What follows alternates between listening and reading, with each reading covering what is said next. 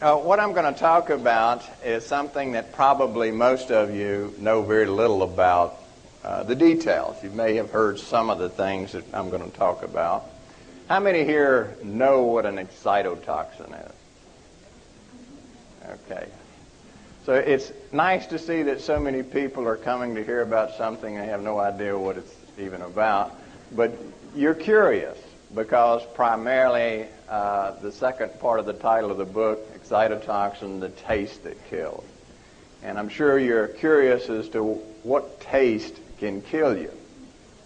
Well, we're going to find out. If you could dim most of the lights except for this one over the podium, you can see the slides maybe a little better. An excitotoxin is exactly what its name says. Most people know what a toxin is. A toxin is a poison. Exciting is something that excites you, causes excitation. And an excitotoxin basically is any substance that causes brain cells to become very excited. And they start firing their impulses very rapidly. And they fire so rapidly that this cell will become exhausted and die. This occurs over about an hour's period. So if you take some brain cells and you put them in a petri dish and you expose them to these excitotoxic substances, the cells start firing real rapidly. But they look normal during that 1 hour period. You look at them, they look perfectly healthy. And then at 1 hour, they just suddenly die. And this is going on in your brain if you take these excitotoxins into your body. It does the same things. There's particular cells inside of your brain that will become very excited. And they'll become excited to the point that they'll die. But it's not all the cells of the brain, it's just particular ones. Now, in Matthew 13, 34 through 37, it says, "For out of the abundance of the heart the mouth speaks. A good man out of the good treasure of his heart brings forth good things. And an evil man out of the evil treasure brings forth evil things. For by your words you will be justified, and by your words you will be condemned." And we're going to find out how that pertains to the subject of excitotoxins. Because at the present time, excitotoxins, the subject of excitotoxins, is the hottest idea and item going in the field of neuroscience. That is the study of the brain and the nervous system. Every journal that has anything to do with the brain and the nervous system is filled with articles about excitotoxins. Every research laboratory that is dealing with the diseases like Alzheimer's disease, Parkinson's disease, Lou Gehrig disease, Huntington's disease, all these terrible diseases of the brain, the number one thing that they're talking about is excitotoxins. But with all this flurry of activity and the fact that they have named this the decade of the brain, that we're going to concentrate all this money and all this effort in studying how the brain works and solving the problem of these terrible diseases of the brain. Despite all of that, hardly anyone in the general public has ever heard the word excitotoxin. And that's not by accident.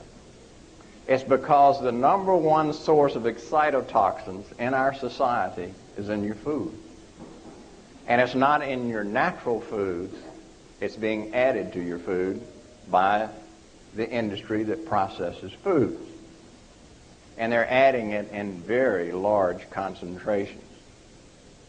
And we'll see exactly what these excitotoxin substances are and the various deceiving methods they use to keep you from knowing they're there, and what they try to do to those of us who are trying to tell you they're there, and what they do to you. Now, what I have found out since I wrote this book, and this book was a very difficult thing to write. I went through a long period before I ever decided to do it, because I was warned by people who had dealt in this area before when I told them I wanted to write a book. One of the persons who first tried to start in this crusade, he said, "Well, that's fine, but let me warn you something.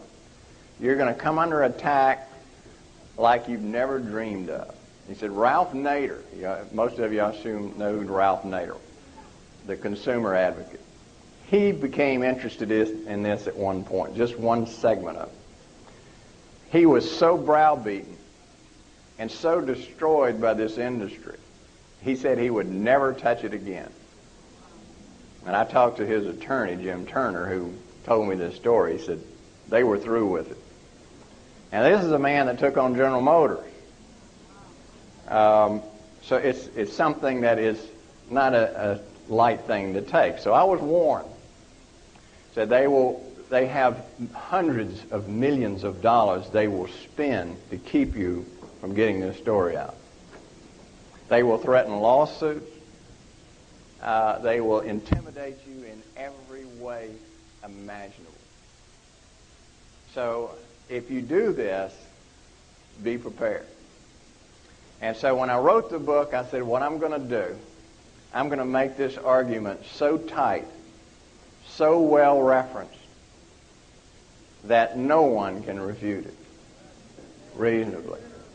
So I spent a long time going through hundreds and hundreds of research papers, interviewing the person who coined the term excitotoxin. And then I wrote the book. And ironically, all these terrible things that were supposed to happen never came about, except a couple of times. But I was able to handle that because I had some secrets that they didn't know, that God let me know about. Interestingly, no major publication will write about this. Your major magazines will not carry stories about it. I've never been interviewed by a major magazine.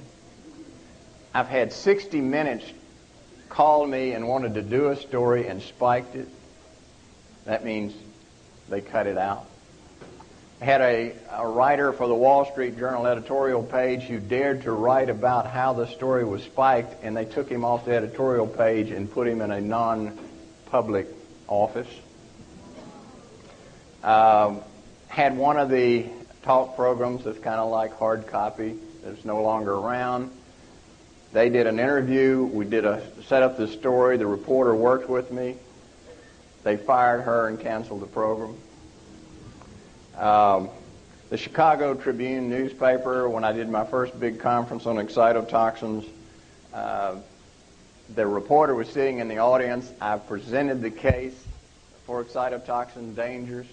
He attentively listened, and he told the person next to him, who happened to be a friend of mine, that this is the most unbelievable thing I've ever heard in my life. He said, this is terrifying. When the article came out in the Chicago Tribune, he quoted some of the things I've said, and then the rest of it was quoting the industry representatives, which said things that the writer knew was not true. And so I wrote him a letter. And I said, you sat in the audience, and you heard all of the evidence I had, scientific evidence, that their reputation and defense of its safety was not true, yet you still wrote this article. I said, I can't tell you what to write, and I know the pressure you're under, but you're going to have to live with the thought of all the damage you've done to children, pregnant women, everyone in this country because of what you've done. And it's because his newspaper was heavily advertised in by General Mills and all the food manufacturers in Michigan. So there's enormous pressure to keep this story quiet. Luckily, I've been on the 700 Club several times. They have carried the banner in this. I've been on about 7 times. Hard Copy did a thing on the NutraSweet and the pilots, airline pilots that were drinking NutraSweet that were having seizures. They were becoming so confused they couldn't figure out how to land their airplanes. We had one pilot just totally could not figure out, and his co-pilot had to land the plane. There's over 600 pilots now who have come secretly to organizations to tell their stories of the problems with NutraSweet. I've done about 40 syndicated radio programs. That's basically the way we're getting this story out, is through the radio programs and the 700 Club. They're the only people. And the ones that are most interesting, I find, are the Christian radio stations, because they're not afraid. Health food magazines generally will not touch this story because they sell these things in their health food stores. and call it health food. Now, a lot of things in the health food store are fine, but they're putting some items in there that are excitotoxins. It's a big industry, and so there's a lot of pressure to keep this story quiet.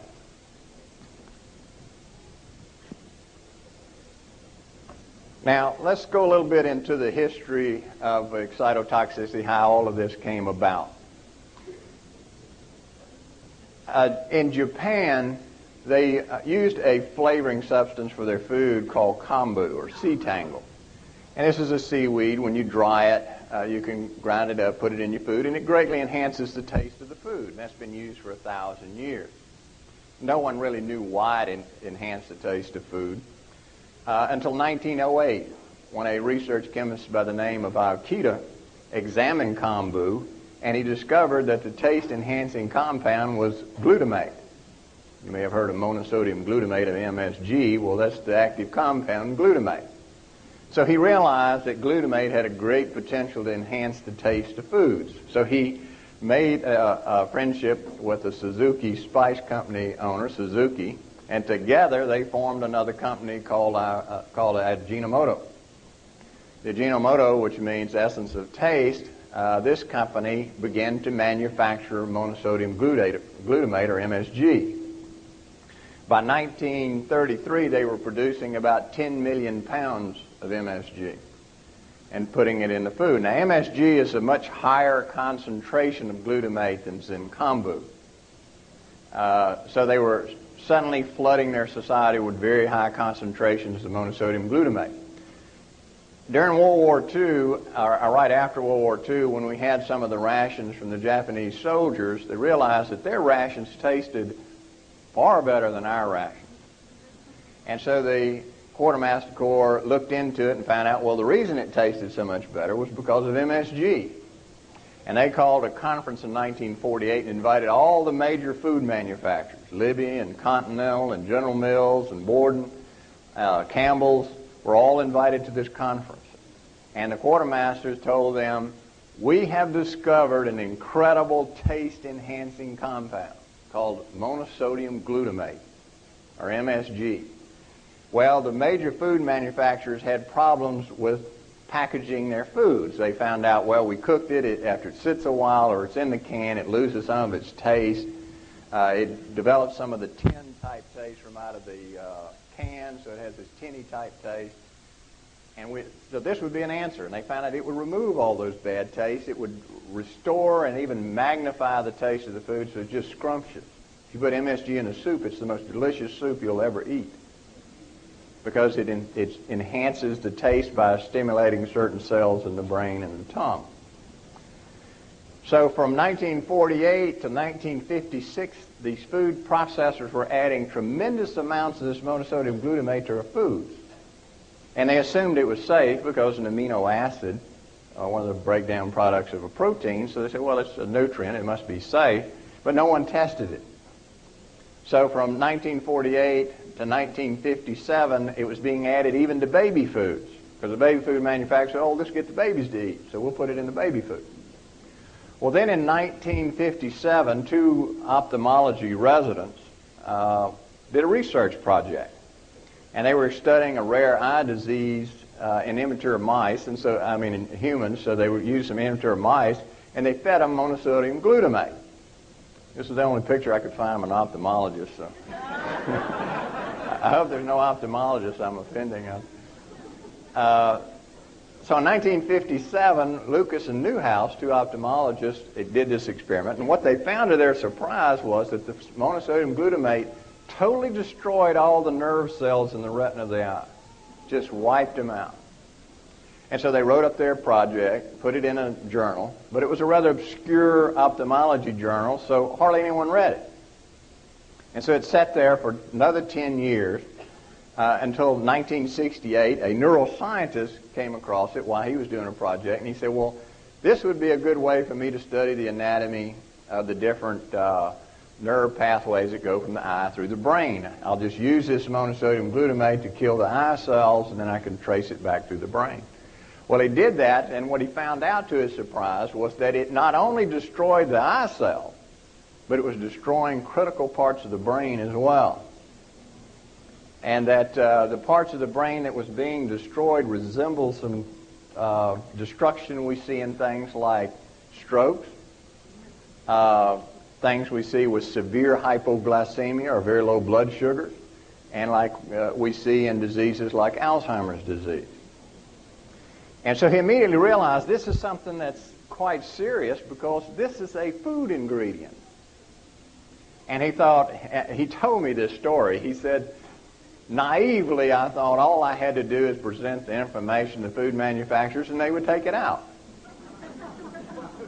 And he said, to my surprise, they just totally ignored it. They said, we don't care. It doesn't make any difference. By then, it was a multi-billion-dollar business. And it solved their food taste problems.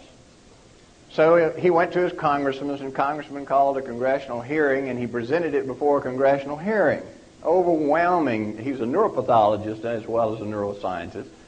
He presented his evidence, showed these severe lesions produced in the brain by monosodium glutamate.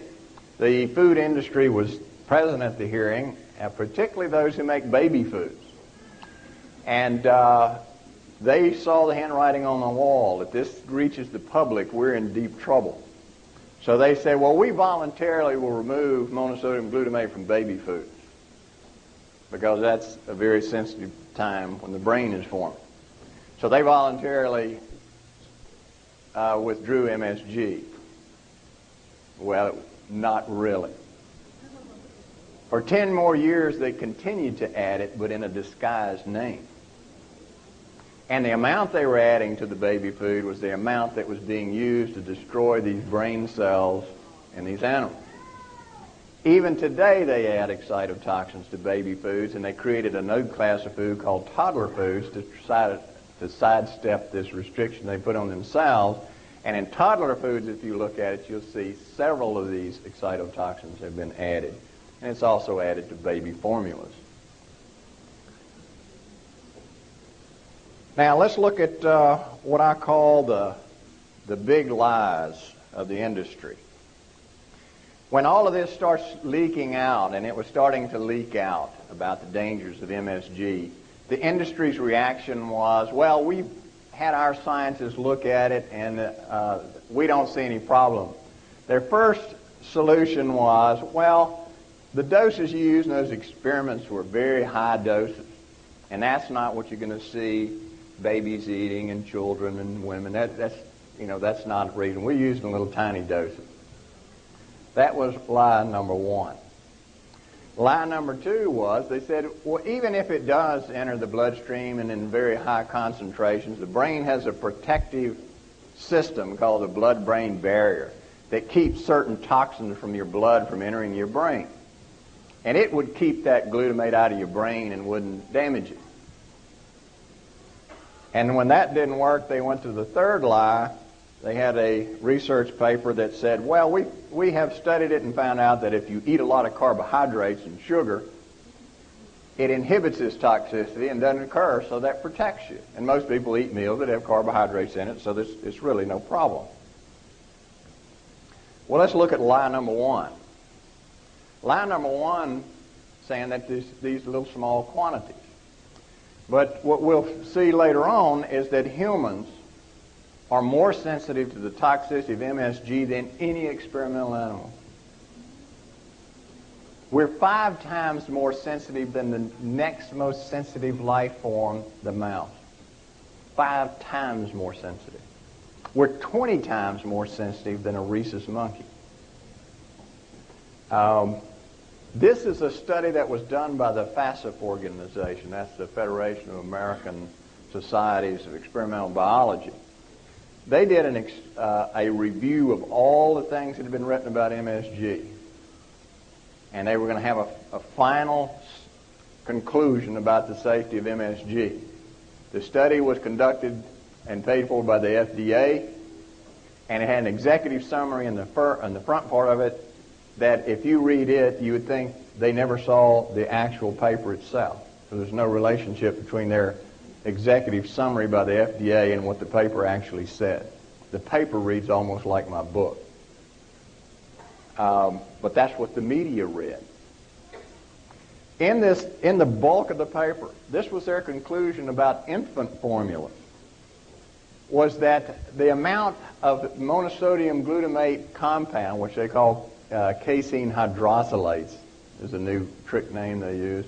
These babies are regularly consuming large quantities of glutamate in your children.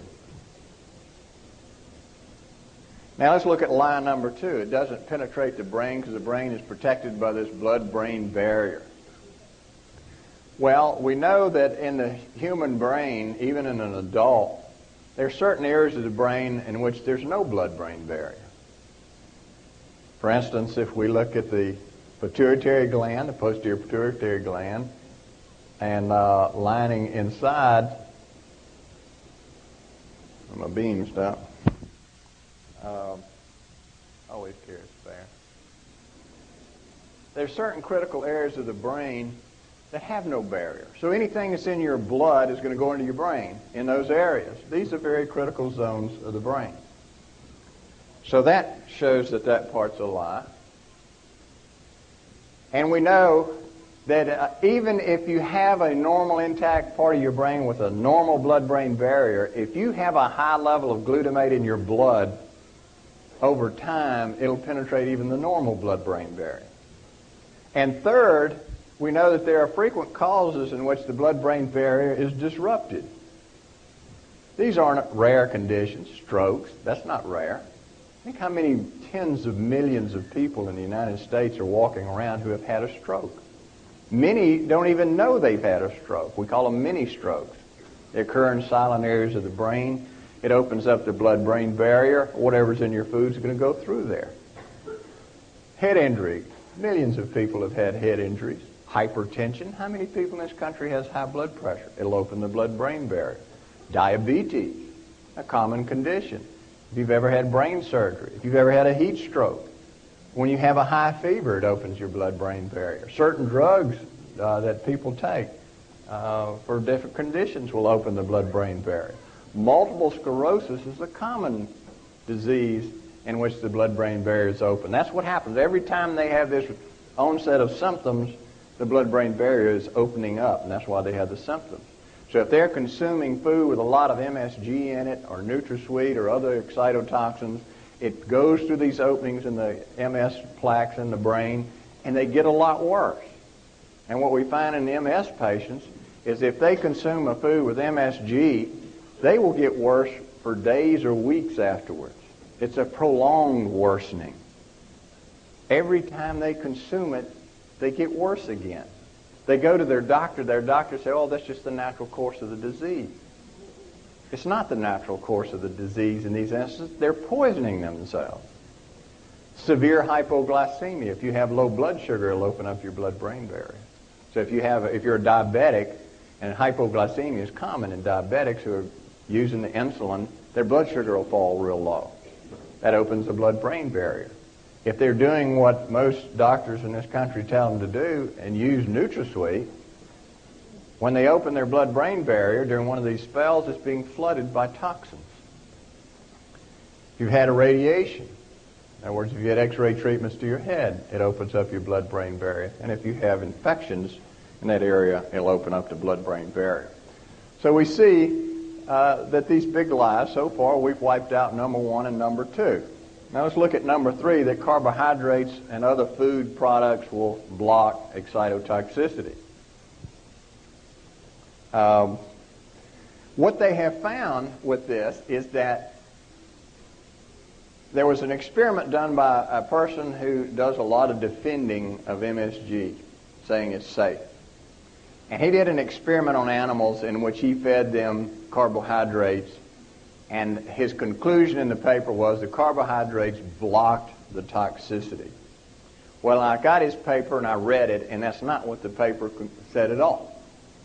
What the paper found was that if you take high concentrations of sugar or refined carbohydrates, you will reduce the toxicity, but it still causes brain damage. Now, I was interested just how much carbohydrate or sugar does it take to give any protection? Well, according to his paper, it would take about 10 to 15 packs of sugar.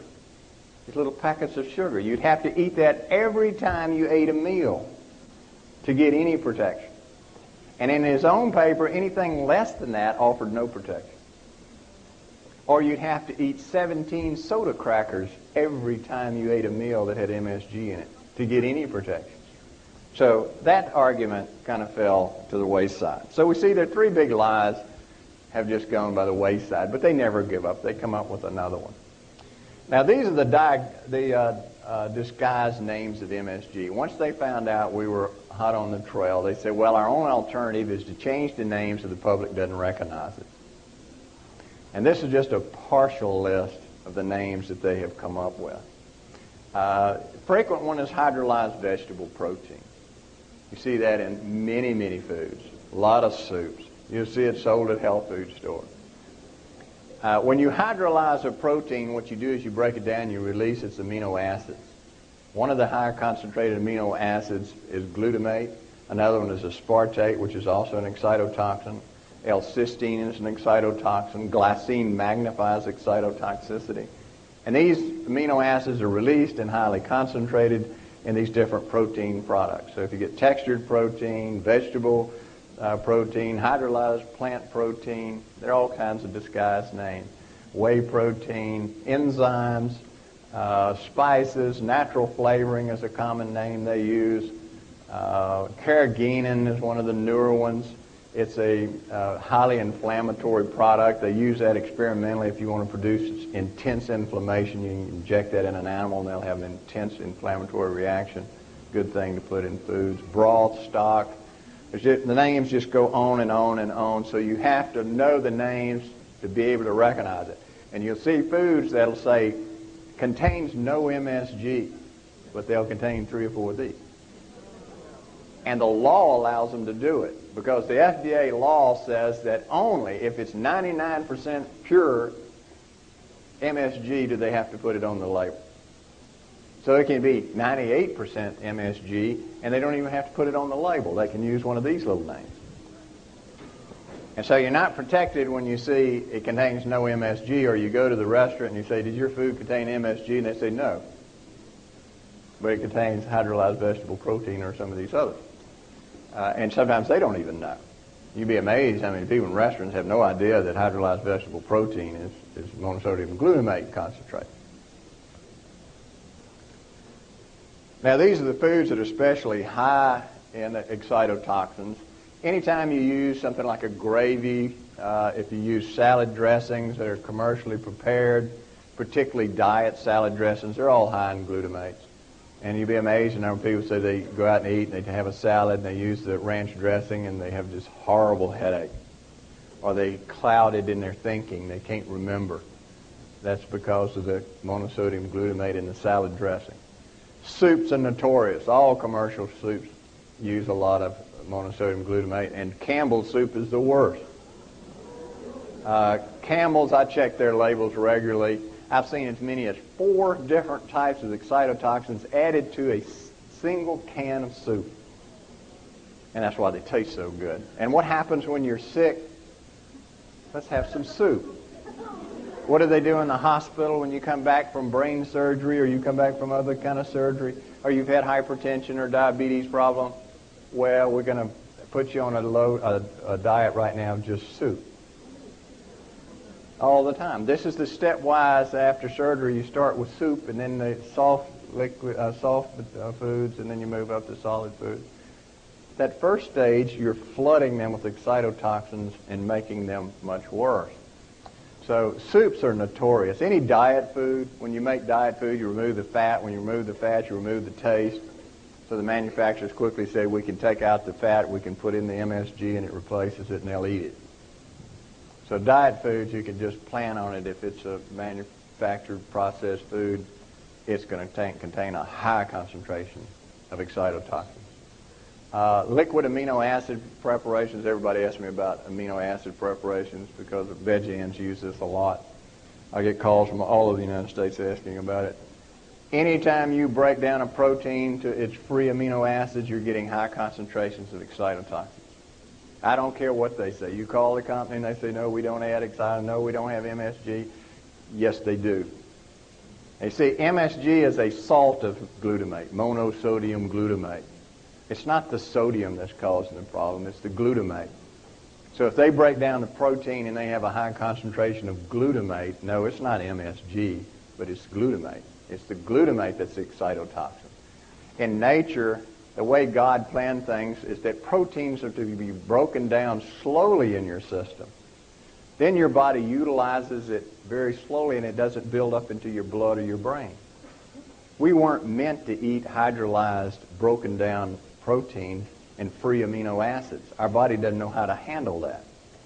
So when you consume monosodium glutamate, your blood levels can reach 20-fold higher than normal. A brain doesn't know how to handle 20-fold higher normal monosodium glutamate. Neither does the liver, the muscles, or the other organ systems. It wasn't designed that way. Now let's look at, I'm going to give you something that you're probably going to hate, but this is just the physiology of the excitotoxic process. What goes on in a nerve cell when it's exposed to excitotoxins? But this just gives you kind of an overview. Now first, there are a lot of diseases and disorders that are associated with excitotoxicity, and this list is growing every day. They're finding more and more diseases that have anything to do with the brain is associated with excitotoxicity. It seems to be a central process in a lot of different diseases. And this is what we're finding out throughout medicine, is that there's just simple, central things that are causing a wide spectrum of disease. What makes the difference between one disease and another, whether it's cancer or Alzheimer's disease or arthritis, is the excitotoxicity is producing it in different tissues. We know that head injuries, if you injure your head, what happens is, we've known for some time that most of the damage that happens to your brain in the head injury doesn't happen at the time of the injury. That does happen, but usually not. It's delayed several hours. And we've gone through all kinds of contortions trying to figure out what is this delayed damage and how can we stop it. Well, now they've discovered it's excitotoxicity. Because when your brain is injured, it releases glutamate from itself, because normally glutamate is a transmitter in the brain. It's the most common transmitter in the brain. But it's carefully regulated. When you injure your brain, it can't regulate it anymore, and it builds up a high level in your brain and produces the delayed injury that frequently results in severe neurological injury or death. Strokes. When you have a stroke and a block off a blood vessel is going to the brain, it is the lack of blood supply that causes the worst part of the stroke. That just kills a little tiny core of brain tissue. Around that tiny core, the brain starts secreting enormously large amounts of excitotoxins. And that's what causes the devastating aspect of a stroke. If we block those excitotoxins, the stroke is much less. And you can do that with something that God created called food. Hypoglycemic brain damage. When your blood sugar falls extremely low and people go into a coma or die, it's not because the brain cells are starved for glucose. It's because when they're starved for glucose, they release a lot of glutamate, and the glutamate kills the brain cell. AIDS dementia has recently been shown to be caused by excitotoxicity. Migraine headaches are caused by it. Anytime your nervous system is infected with a virus or bacteria, it causes the brain to secrete large amounts of glutamate, and that's what does the damage. Seizures are caused by glutamate excess, excitotoxicity. Most of your seizure drugs, anti-seizure drugs, block glutamate. All of these different things, degenerative brain disease, Parkinson's, ALS, Alzheimer's disease, the hottest area of research is the death of the brain cells by glutamate. It can cause immune suppression, episodic violence, and learning disorders. Now, if you look at a typical brain cell, you have the cell body, or the main part of the cell, and you have this long process called an axon, and at this end looks like a spiny tree in the winter. This is the dendrite. This is where all the different connections are made in the brain. They connect to each other. And dotted on here, you see these little squares here? That's the receptors. That's where glutamate attaches to send the signals down the nerve cell. So glutamate is normal in the brain. It's the most common transmitter, as I said. And its function is to carry information from one brain cell to the next so your brain will work. And it carries out almost everything that you can think of in your brain is somehow connected to glutamate neurotransmitter. Now this is the neurodegenerative process, and basically this is what is the central process for all those diseases I listed about excitotoxicity. That whole long list, this is what happens. And this is similar to what happens in cancer, surprisingly, and arthritis. We're finding that everything is a central mechanism. But in the brain, there's one little difference, and that has to do with this membrane here. It has a little pore in it, a little opening, a channel. This is microscopic. You can only see that on an electron microscope. And what this does is this little pore opens and closes. And glutamate controls the opening and closing of that little pore. Normally, there's very little glutamate outside of that brain cell. I mean, absolutely minute amounts, in millionths of a mole. Okay? And it has to be that way, because if that level rises, it'll kill that brain cell. So your brain goes to a lot of trouble to make sure that glutamate level outside that nerve cell never gets above that 10 to 12 millionths of a mole. And it does that by a process where anytime glutamate's out there, it combines with a special transport protein, and that whisks it away and puts it in a cell called an astrocyte and stores it there until it's needed. Only when you're going to have a transmission of an impulse will it release it, and when it does, it breaks loose of the transport protein, attaches to its receptor, opens up the hole, and calcium pours into your cell. And then it whisked away again, and the hole closes. So it's only open for a millionth of a second, just enough to let a few molecules of calcium in. Once that calcium is in, it starts triggering these processes.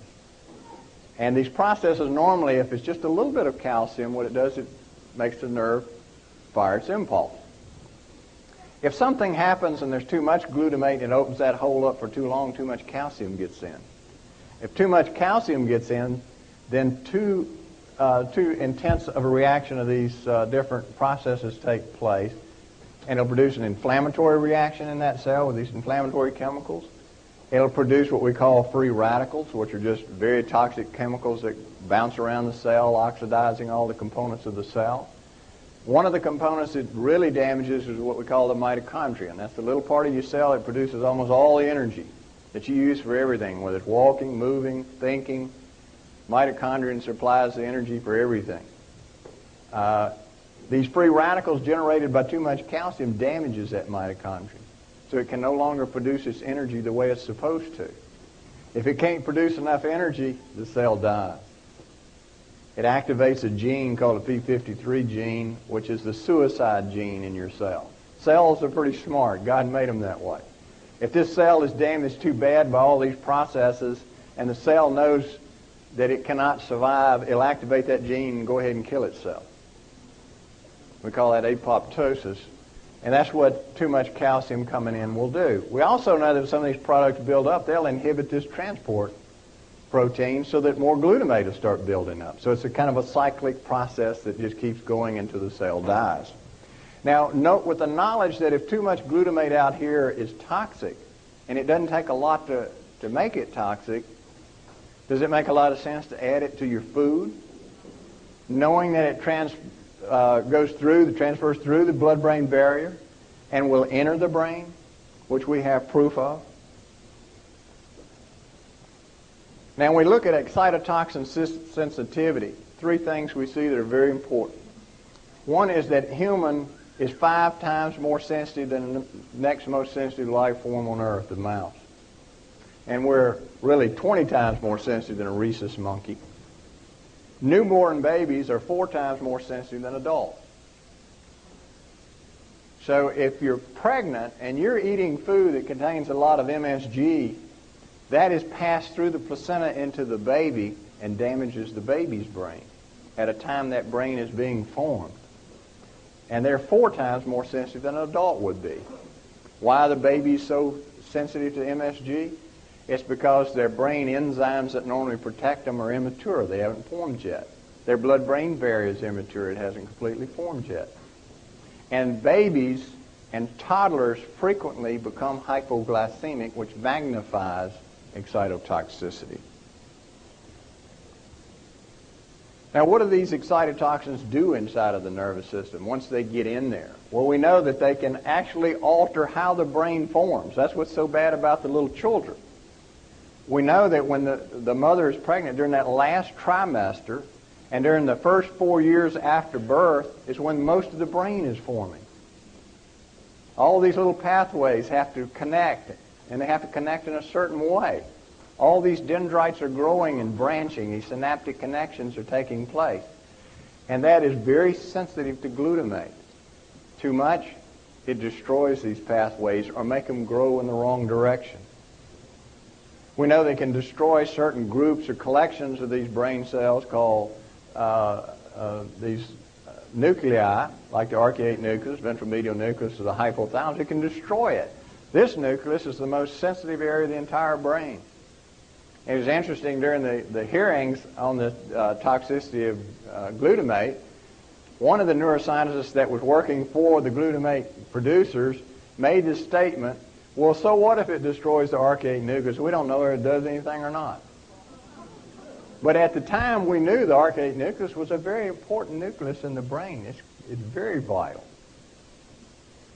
Another interesting thing is that less than toxic doses, that is, a dose that won't kill a cell, will alter its physiology. It'll make the cell overreact, so if it's a cell secreting hormones, they'll secrete too much hormone. If it's one that has to do with consciousness, it may cloud the consciousness. If it affects memory and it's overstimulated, it may alter your ability to remember. One of the ways that excitotoxins kill is by producing free radicals. Excitotoxins are very powerful free radical generators. They make these cells produce all these destructive free radicals that destroy the cell. And one of the interesting things we found out not too long ago is that it impairs the ability of glucose to enter the brain. The brain is almost totally dependent on glucose for its energy supply. Glutamate interferes with the entry of that fuel to the brain. So when you're consuming a diet high in MSG, it interferes with the ability of your brain to get the fuel it needs. Now, let's look at the MSG babies. These were the animals that were first exposed to glutamate. They all had certain characteristics that is repeatable, and this has been repeated ever since this first was discovered. This has been done over and over. We find that the organ weights of the animals are very small. It causes atrophy or shrinking of various organs. The ovaries, testes, adrenal glands, kidney, spleen, pituitary, they all are smaller than normal, significantly smaller. We find that the animals were all grossly obese. And we'll talk more about this tomorrow, but the obesity is similar to what we're seeing in human society now. With this growth, we're talking about adolescent obesity, where all the kids are real obese, and it's difficult to control, and a lot of the adults are finding trouble controlling their obesity. We find that it's almost impossible to diet off this type of obesity, and it's almost impossible to exercise at all, because it alters the part of the brain that has to do with obesity. Abnormal reproductive functions are very common with MSG toxicity in these babies. When they become adults, they have very small litters. And this is true even for the males. If you expose the males to MSG, they become infertile or have difficulty procreating. We find that MSG is frequently associated with unprovoked rage, overt aggression, and antisocial behavior. This is almost always consistent in these MSG-exposed babies. And I'm not just talking about while they're a baby. This is when they become adults. This lasts the entire lifetime of the animal. When the animal gets older, it's filled with rage. It won't associate with the other animals. Impaired cardiovascular responsiveness. You know, when you run, your heart speeds up. Well, that's impaired. It doesn't quite work that way anymore. We find that animals that are exposed to MSG have very high triglyceride levels, cholesterol, and very low density lipoproteins. And this persists for a lifetime. This puts them at high risk of having heart attacks and strokes, arteriosclerosis. Abnormal hypothalamic pituitary adrenal axis, that is how the endocrine system works, is permanently altered in these animals. So we see some rather devastating effects to exposing animals when they're babies. Now, this is reproducible in every animal species. This is not just peculiar to a mouse.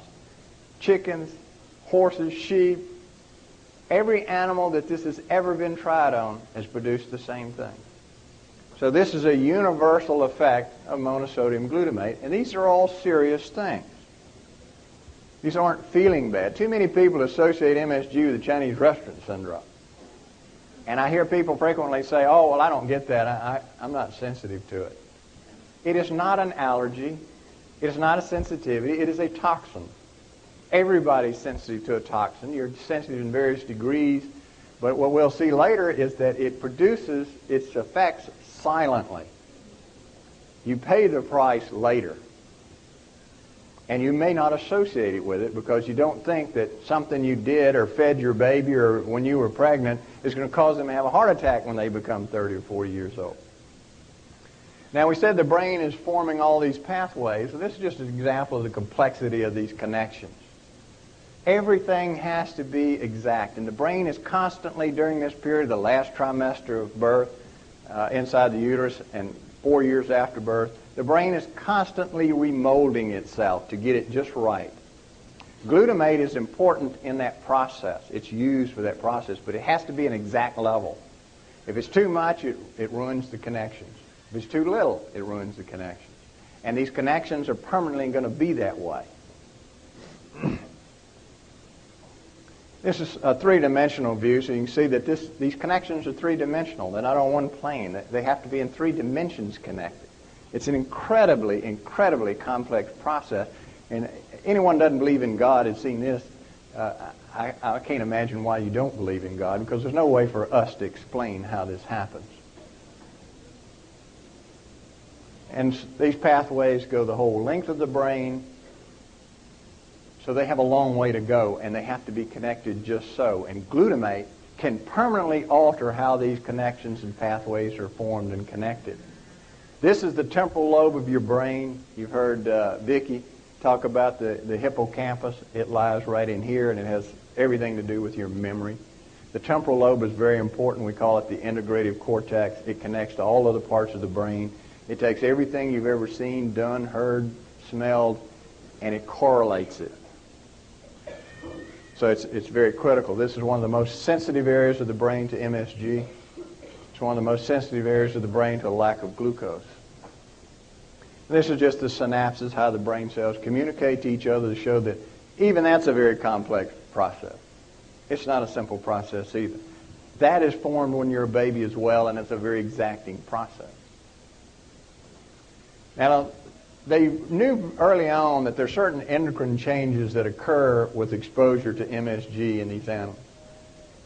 One of the most obvious, of course, is the effect on reproduction. And they looked at the different hormones, and they found out that it altered estrogen secretion. It altered the estrogen receptors in the hypothalamus, which controls your estrogen cycle.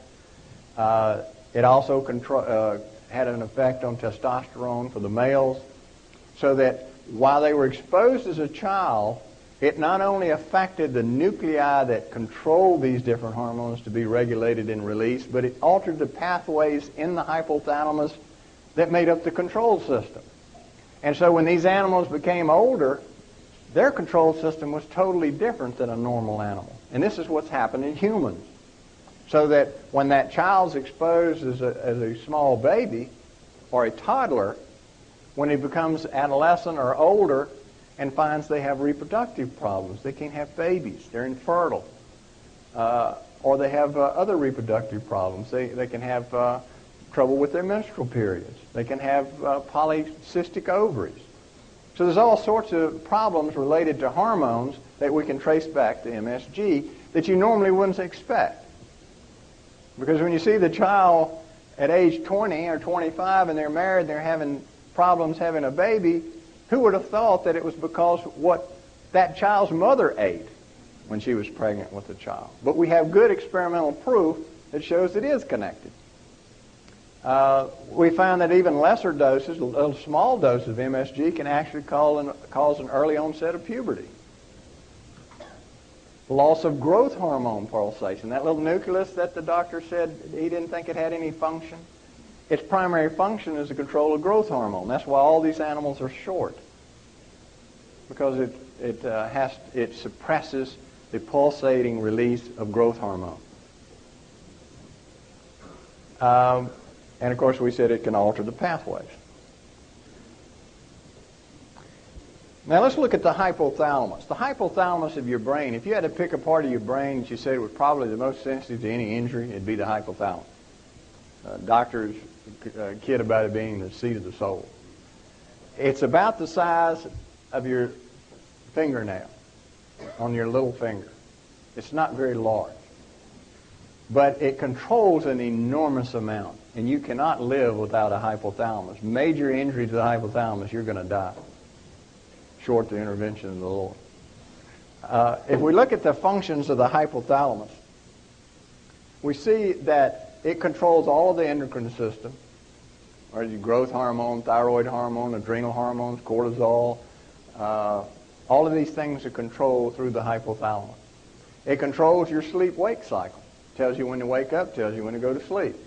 If you have an injury of the hypothalamus, you'll stay awake all the time, or you'll sleep all the time. So it's very important. It controls your hunger and satiety. It tells you when you're hungry. It tells you when you need to eat. And this is part of the thought of anorexia nervosa, if they have a problem in the hypothalamus. We know that it controls the autonomic nervous system. In other words, all these things automatically makes your heart beat so you don't have to think about it. Things that make your intestines move along with peristalsis so you don't have to think about it. Those are automatic reactions. Parasympathetic, sympathetic system. That's controlled through the hypothalamus. And we know that it is a major part of what we call the limbic system of the brain. That's the part of the brain that has to do with your emotions. It has to do with love, anger, fear. Is regulated through the hypothalamus. And if you give MSG to animals, you can produce intense fear or you can produce intense anger. And lastly, we know, and this is something fairly recently, that the hypothalamus controls immunity. There's a whole field of psychoneuroimmunology. And this is part of what, if you're under stress, your immune system's depressed, you're more likely to get cancer, more likely to get infected, more likely to not recover from your infection or your cancer because your brain, your emotions connects to the hypothalamus and that controls your immunity. We find that in experimental animals, if you take that hypothalamus and you expose the animal to MSG, it will cause a suppression of immunity that will last the entire lifetime of that animal. And if you think about that in humans, if you have a baby exposed to MSG during these critical periods, that could affect their immunity forever, so that they'd be at higher possibility of getting infections or cancer. If they got a cancer, they have more difficulty recovering from it. So you're talking about some profound life-altering changes here. Now, one of the things that's really intrigued me is the effect on intellectual development. And if you look at the brain, you see this enormous complexity. We've been studying the brain probably for the last 70 years intensely. We're just getting a glimpse in the window. It is so enormously complex. There's nothing in the body even approaches the complexity of the brain. But what we find is that early on is that when MSG exposed babies are tested, they find that they're intellectually impaired. In fact, this doctor said that it appeared as if the animal was intellectually retarded. And this experiment, which is a two-part experiment, was very interesting. She took animals that were pregnant and exposed them to MSG and then tested the offspring and found that the offspring initially looked perfectly normal. And when they did this simple little test for intellectual function, they passed with flying colors. But when they tested them for more complex problem solving, the animals were severely impaired. Now, if you transpose that to a human, what that means is if your child is born after exposure to MSG or after being exposed to MSG after birth during that first 4 years, you say, well, the child looks normal, he's going to the different little grade schools and seems to be able to learn his ABCs and count and learn his name and do simple spelling, seems to be intellectually normal. But then when he gets into higher school and has to do higher math, have to do logic, has to do intense cognitive functioning. They're impaired. Now, who is going to look at that and say it was due to MSG exposure when the baby was a child, when no one will let this story out? No one knows this was done. The second part of the experiment, she was curious why this happened. So she measured the neurotransmitters in the brain in these offspring to see what happened, and found that there was an 80% reduction of a transmitter called acetylcholine in the frontal lobes of the offspring's brain. Now, acetylcholine is absolutely vital for learning and memory. There was also a reduction in a neurotransmitter called norepinephrine. Norepinephrine is what allows you to pay attention, to concentrate. So if you cannot concentrate on a topic, then you're not going to remember. And this is what's happening. I'm going to have to move a little faster than I planned on. I always talk longer than I plan on. Now let's move to adults. So we know that children are 4 times more sensitive. Look at some adults. The brain is at risk for these different reasons. Now, one, the brain has one of the highest concentrations of polyunsaturated fats. It's about 50% polyunsaturated fats. Polyunsaturated fats are easily oxidized. You're all familiar with rancid, things becoming rancid. That's what oxidation of a fat does. Well, in your brain, you have a very high concentration of oxygen, one of the highest concentrations of any organ. It consumes 20% of all the oxygen in your blood, even though it's about 2% of the weight. So it's consuming enormous amounts of oxygen in the face of those polyunsaturated fats. So they become very easily oxidized. Brain normally has iron in it, but the iron is protected by being attached to a protein. As you begin to get older, that iron is released, and you get free iron in your brain, which is very dangerous. The older you get, the more iron is released. Iron is one of the most powerful generators of free radicals, and that's thought to be one of the reasons why the brain starts aging, and you have these problems with brain aging. And aged brain cells are more sensitive to free radical damage than a young brain cell. Much more sensitive, about 4 times more sensitive. This is just some of the changes that occur when your brain ages. You lose some of the receptors. The cell membranes change. They become stiffer. It's difficult to get the nutrients into the cell as you get older. The cell cannot produce as much energy as it used to. There's accumulated free radical damage over your entire life, so that you begin to damage the DNA, damage the protein, damage the lipids, and this accumulates throughout your entire lifetime. And remember, we said the way that excitotoxins kills the brain cell is by generating lots of free radicals. So you're speeding up this aging process significantly when you're exposed to those substances. Now we know that there's 3 things that are associated with increased excitotoxicity. We already said immaturity of the brain makes you 4 times more sensitive. Second is energy deficits. Anytime a brain cell has difficulty generating energy, it becomes infinitely more sensitive to excitotoxins. So if you have low blood sugar, if you're running a race and you didn't eat properly and your blood sugar's falling, if you're dieting severely, if you have a disorder of your mitochondria, you can't produce the energy, whatever the cause of a lack of energy in that brain cell, it's going to magnify the excitotoxic process. And it can magnify it as much as 100-fold. It can magnify it so much that even a normal concentration of glutamate in your brain can be toxic. Magnesium deficiency is the third thing. Magnesium deficiency in this country is very common. A recent review showed 75% of people are magnesium deficient. Magnesium protects that little pore where the calcium comes in. It closes the hole. If you take a human being and you make them hypomagnesic, that is, you remove the magnesium, they will have a seizure, and they'll go into a coma. And before that, they'll become psychotic. And this has been done or seen many times in clinical patients. And if you give them magnesium, they turn back to normal, if you do it in time. And that's because magnesium prevents this excitotoxicity process. This is just the cycle we've already talked about, that excitotoxins cause free radicals. Free radicals damage things inside of the cell. It damages the DNA, the proteins, the lipid membranes. So it does a lot of damage to your cell. And that damage accumulates over a lifetime. And that's basically what aging is. And we see that certain types of DNA are more sensitive than the others. Your mitochondrion has its own DNA. It's 10 times more sensitive than the DNA you normally think of in the nucleus. Older cells have DNA damage at a rate 4 times higher than younger cells, especially after age 70. So the older you get, the more sensitive you are to free radicals. So therefore, the more sensitive you're going to become to MSG and other excitotoxins. Now let's look at Alzheimer's disease. Alzheimer's disease is a very complex disease, but we're beginning to get a handle on it. The most common thought of the etiology is that it's excessive excitotoxicity in the brain. Now what triggers that, it's a different story. We know that the loss of energy in the brain precedes Alzheimer's disease by as much as a decade.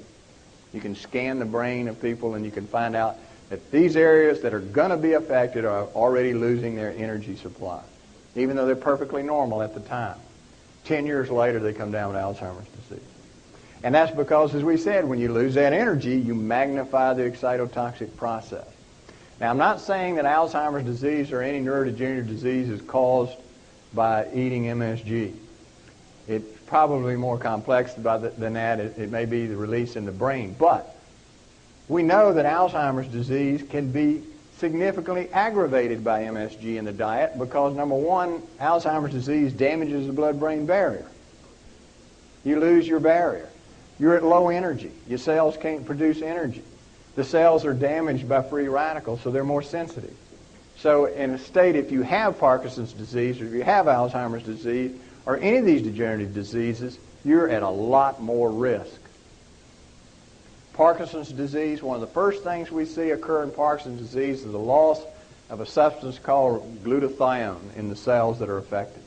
This is a molecule that protects you against free radicals. It's very, very important. It is lost years, decades before you ever develop Parkinson's disease. Then you begin to accumulate iron in those cells. And we said iron is a very powerful free radical generator. So the cell can't protect itself against free radicals. You increase the free radicals with the iron. Then the energy begins to drop. There's this particular loss of energy of 42 or 47% loss of complex 1 energy generation in the mitochondrion, and the cell dies. Well, it's an excitotoxic process that's triggering all of this. There's also, you've heard of haloperidol, Haldol, which is used to help some people sleep, Haldol will produce the same amount of depression of complex 1 energy generating enzyme as you see in Alzheimer's disease. In Parkinson's disease. These are the common things you see. The important ones you need to know is people that develop these degenerative brain diseases all have low vitamins in their brain, particularly antioxidant vitamins. Very low magnesium in all of these diseases is very low. Cellular energy is low in all these diseases. High iron content, high free radicals, all this oxidation in their cells, and high intracellular calcium.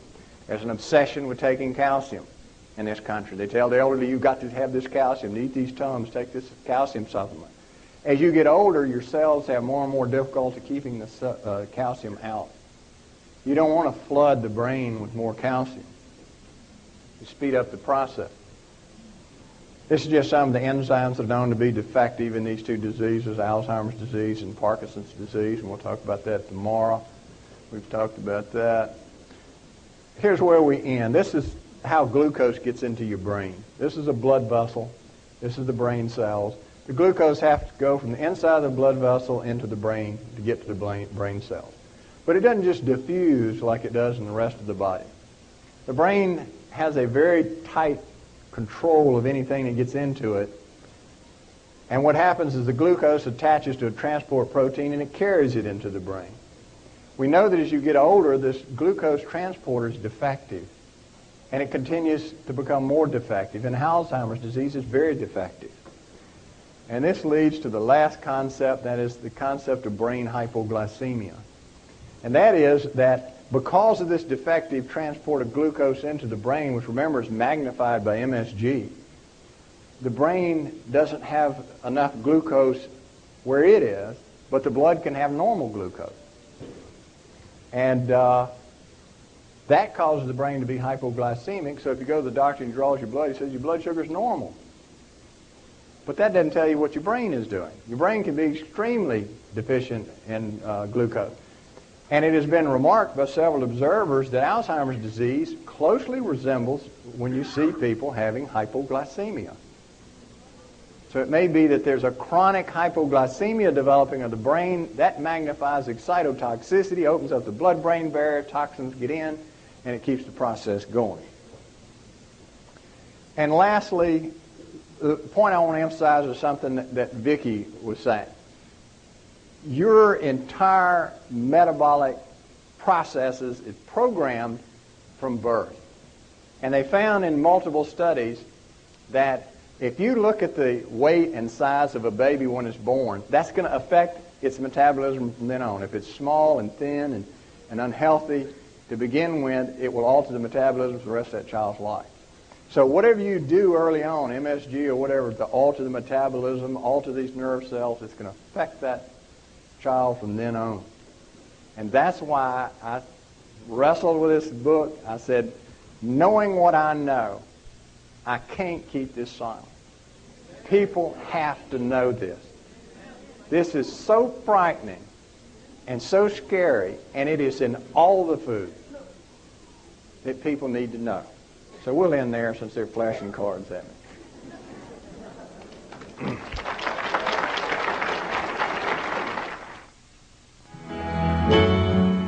We hope you've enjoyed this presentation and have gained a blessing from the information presented in it. I loaded it up this morning. You know, that looks just like our salt